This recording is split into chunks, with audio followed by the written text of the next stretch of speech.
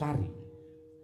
Urhanono, menungso urip kuwi saya kandel panembahe lan saya becik pakartine. Yektine malah saya gedhe cobane.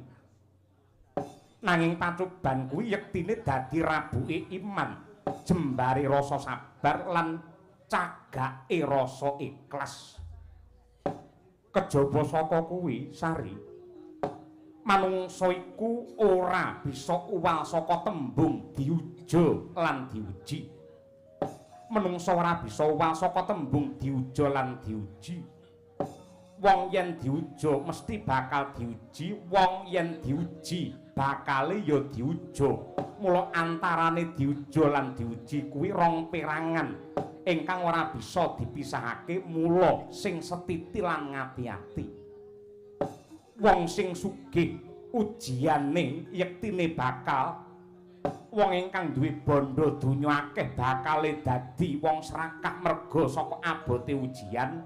Wong sing duwe pangkat ujiane dadi wong murka.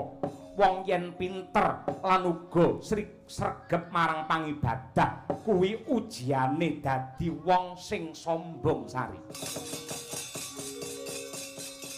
Lan riparongguan iki ngertenono. Sajroning pepeteng bakale ana pepadang. Gumantung anggenmu mangesti marang Gusti.